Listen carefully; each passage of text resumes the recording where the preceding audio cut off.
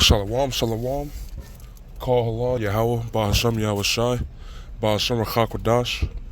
Double honors to the apostles and elders of Great Millstone who do rule and teach well in this truth. And shalom to all the brothers out there that are pushing this word in sincerity and in truth. Lately, we've had that spirit of prophecy going around again within the camps. And that's one of the most important things, next to fearing the Most High Himself, is taking heed to His word, taking heed to His prophecies. And I just have a couple scriptures that I want to bring out on that, just to further expound upon that, or further go in on the topic. And this is 1 Corinthians chapter 14, verse 39. And it says, "Wherefore, brethren, covet to prophecy, and forbid not to speak with tongues." And the reason why it says forbid not to speak with tongues is because we don't all speak the same language as we used to. We don't all speak the Hebrew. Shoot, we don't all speak English. And when I say we, I mean the so-called Negroes, Latinos, and Native Americans who are the true biblical Israelites, and those of us that have been scattered amongst the other heathen nations. We're on my lunch trying to get a bite to eat and do a video at the same time. But like it says, covet to prophecy. And I'm going to get that word covet.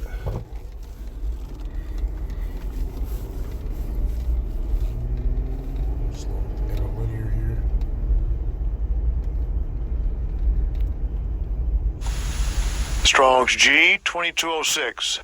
Zelao. Zelao. Thayer's Lexicon, related entry. Zeluo. Zeluo. So it's either pronounced Zelao or Zeluo.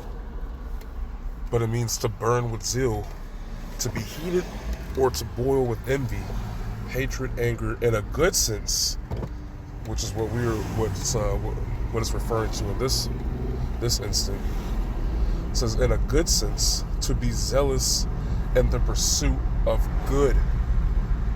So if we go back and read it, it says, "Wherefore, brethren, covet to prophecy, or be zealous, wherefore it is seen as good to prophecy." So you should want to prophesy. You should want to give the people the word of Yahweh Bashim Yahweh Shai before he brings his judgment. That's a very high honor within the nation of Israel. That's a very high honor within this world. It's to be a herald of Yahweh Bashim Yahweh Shai. Somebody that goes out, as it says in the book of Isaiah, the 58th chapter,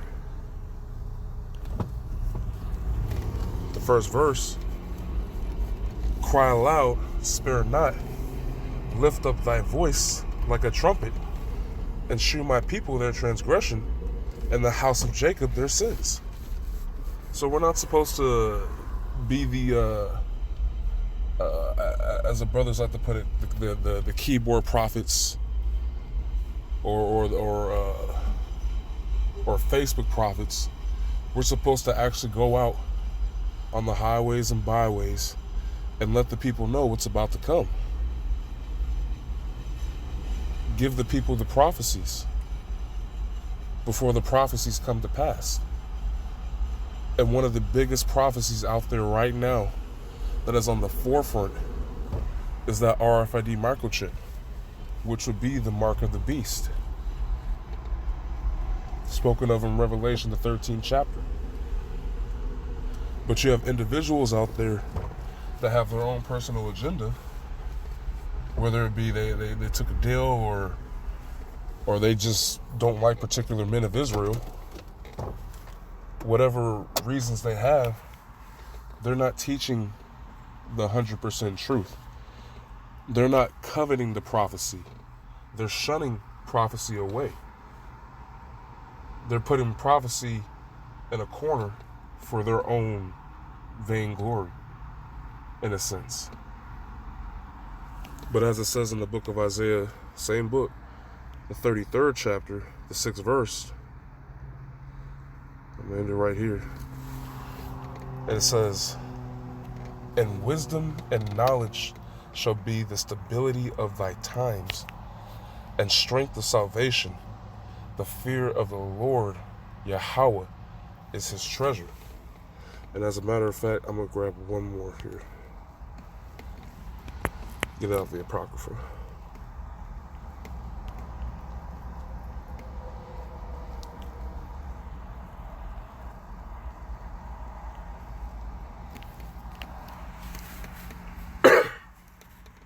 And as a matter of fact, I'm going to start it.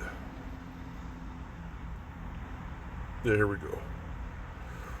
This is Ecclesiasticus chapter 1. I'm just going to get straight to the point. Verse 14. It says, "To fear the Lord is the beginning of wisdom, and it was created with the faithful in the womb." And as we got that word covet,